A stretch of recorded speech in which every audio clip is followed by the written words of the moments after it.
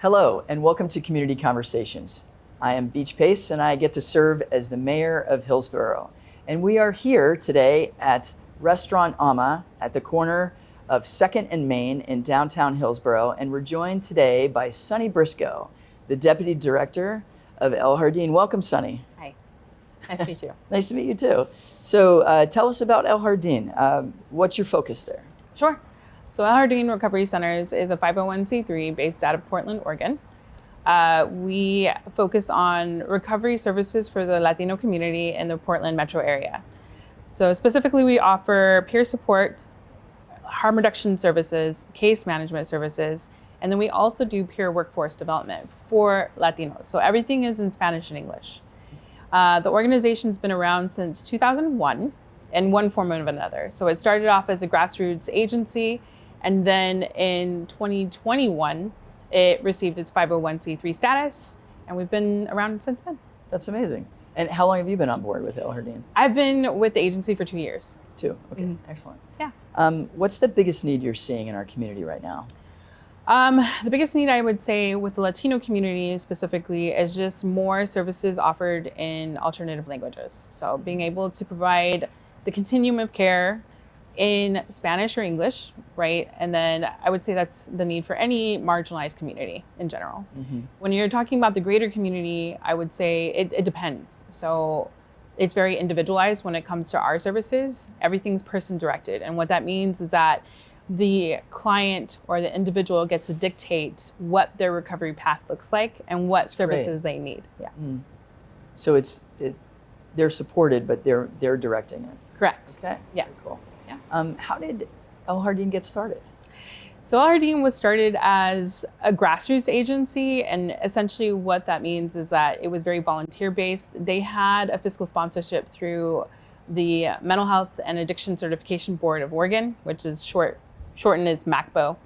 And it started off as basically an educational institute. The original name was actually Northwest Instituto Latino de Adicciones. So wow. It's very long. What that means is like the Northwest Institute for Addictions. And so essentially what we found in the community is that individuals are getting certified as peer recovery mentors or peer support specialists, but then they didn't have a way to continue the education, right? So every certification requires continuing education credits. Oh, sure. So there wasn't any available in Spanish. And so what the original entity did was create a conference for Latinos in Spanish wow. to recertify them in the credentials needed to support the community. And then in 2021, it received its first grant to move into recovery services like recovery mentorship, and then harm reduction came later, and so did case management. Wow. And so I'm going to back up a little bit to the name. Yeah.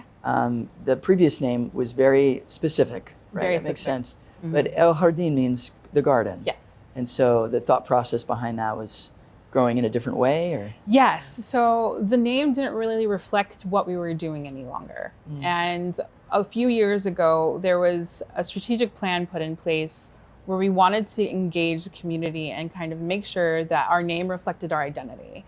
So there was surveys put out to community partners and to the state and to our funders and also our clients, more importantly. Yeah. And what we found is that the word institute was very stigmatizing for our community. Yes. Because institutionalization was and is still a triggering word. And so they really wanted to see that word removed in the future. And then El Jardin just reflects greenery. We're here in the Pacific Northwest where it's very green. And even the color scheme of what we have now is green and yellow and purple, which is kind of Mardi Gras kind of feeling, but still it's also very green. Yeah. But originally the color scheme was very red and green. And it just didn't reflect the identity that we were moving in as far as our strategic plan and our mission goes. So El Jardin brings in more of that calming color and just a reflection of like where we are as a beautiful state. And then that symbolism of growing as a person. So it kind of all ties in together to just be more organic instead of that institutionalization. Yeah, that makes sense. Yeah. And I like the piece that is if you're growing in a different way. Yeah. You know, you're not alone, because No. the garden is, Yeah. it's kind of like the village mentality. It's We're all true. going to help Yeah. help you. That's, Yeah. I like that. That's Yeah. cool. You can even run it through with the pollinator scenario and, you know, all Yeah. of that. So Yeah. 100%. And did I also understand that you have people that have suffered addiction and Correct. they've been certified and are now helping? Mm-hmm. So they've walked a similar path. Yes. That's very powerful. Yes, it is. It Yeah. is. And that's kind of what so there's credentialing involved with individuals that work within our agency. What we really focus on is the Peer Wellness Specialist credential, which is through the THW and OHA. With that credential, the requirement is that you have lived experience of addiction in order to certify as a peer wellness specialist. There is also a component of mental health, but we specifically focus on addiction. And so 99% of our agency identify as individuals in recovery of substance use in one way or another. And they can also be justice involved, meaning they've been incarcerated at one point in their time. Okay. Some of our staff have felony charges and are still able to work and support clients in the field and just give back to the communities that they serve. That's incredible. So, and you're also providing employment Correct. for them. We are. That's great. And that's kind of caveating into the professional development side of things. So we do direct services and then we do professional development. Mm-hmm. And so with individuals who graduate from our program, they can actually enter the peer workforce by taking that peer wellness specialist training that we also provide in Spanish. And then we also have a professional development hub that we're developing in Spanish. So once they certify, they can continue to grow their skill sets in the field through those modules. Wow. I know it's a lot. I didn't know all. Yeah, that's Yeah. it's a lot in a great way. Yeah. Huh. So, getting a little vulnerable with you here. In my family, I've had family members experiencing addiction, and there was a lot of shame around it. There was a Yes. lot of concern about should they go forward, and if they go forward, then people know. And I was wondering, how do you deal with that? And there's barriers of embarrassment, but there could be barriers around finances too, and being able to afford that service. How do you handle that? Yeah, I would say the simplest answer for us would be our services are grant funded, so they are low barrier. There is no cost in accessing any of our services in the agency. That's great. And then as far as the shame goes, yes, 100%. There is a lot of shame when it comes to addiction and navigating addiction in general. I would say for Latino culture, it goes even a step beyond that. There's a cultural taboo about talking about like mental health or addiction outside of the family unit. It's just not done typically. So yes, the shame extends even further where you feel very isolated and that you can't speak about it with friends or family, even inside your family unit that may know about it because they just don't want to talk about it. So it can actually skew even data points associated with Latinos and addiction because again, it's not something that they're open about. Even reaching out for help and support is something that's usually really difficult for a person in the Latino community to do. And so that's where the cultural specific piece comes into our centers. So we do identify as a culturally specific organization. And how that differs from other agencies that do provide services similar to ours is that you're receiving services from someone who has a lived experience component, but also looks like you and speaks the same language and can actually identify culturally with you. So when you walk into either of our centers, the one in Portland or Hillsborough, the art reflects our culture, the atmosphere reflects our culture. And so that way you just already have that sense of community right when you walk in the door, instead of walking into another space that might be part of dominant culture and you feel a little bit isolated and just as an outcast, right? So you're already dealing with something. Yes. You've made the decision to walk in. Yes. And you walk into a space where you automatically feel marginalized. Right. But you won't feel that at El Jardin. No. I love that. We don't exclude though. So we do identify as culturally specific, but we're not culturally exclusive. Okay. So anyone can actually come into either one of our centers and receive services if they're comfortable there. So we do provide services in both Spanish and English. But I would say here at Hillsborough, it's the demographics that participate in our centers actually vary very differently from the Portland Center. So the Portland Center does have predominantly Latinos in general visiting the center, But when you're looking at the demographics of the Hillsborough Center overall, we have about 30% that don't identify as Latinos, but they feel comfortable coming. And some of them enroll in services, and that's great. And if they don't enroll in services, that's also great. It's a drop-in center. So you can either be enrolled in services or you can just come for the day, charge your stuff, play some games, get a meal, and just be part of community. That's great. Because I imagine a lot of people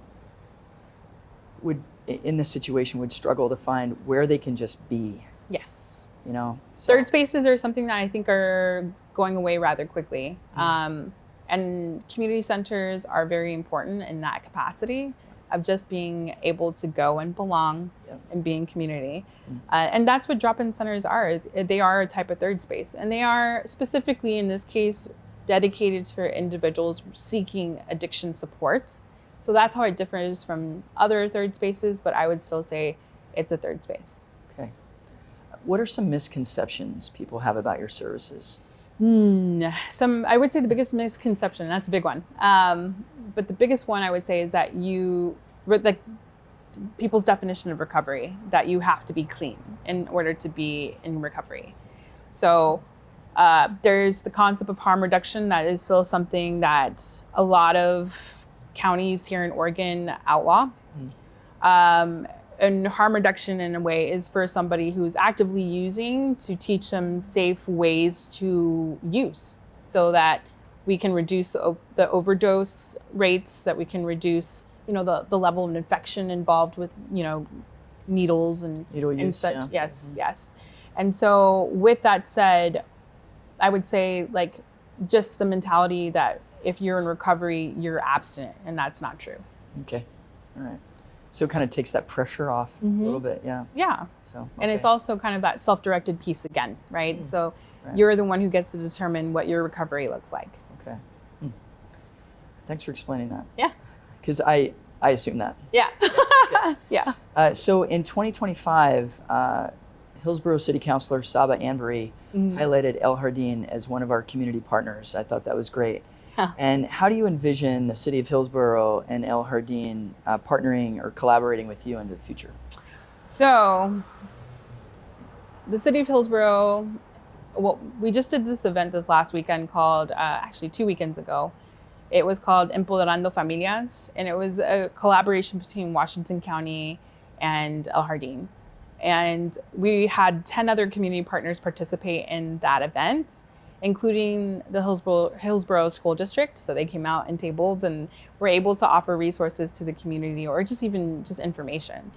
And I think those types of events are really important when it comes to collaborating with community partners, whether it's a city, whether it's the county, whether it's other community partners, of being able to be in community and share our knowledge and resources. So not only was it a resource fair, we had 4 workshops at that event, all centered on prevention, whether it was mental health or addiction or just overall wellness. But it was a gathering that we had over 60 people attend, all ages, from babies to senior adults.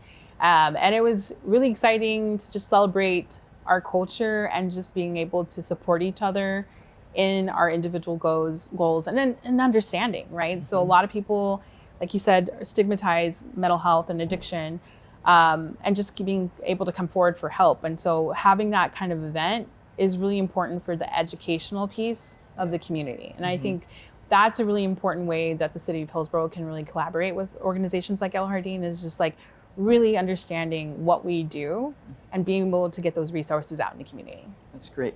Okay. So if somebody wanted more information, what is your website? It's www.eljardinrecovery.org, and that's ELJARDIN recovery.org. Right, El Jardin, the J, not the H. Right. Not the H. Yeah, That happens a lot. Well, thanks so much, Sunny. Yeah, and thanks to all of you for joining us here today for Community Conversations and learning more about El Jardin. Take care.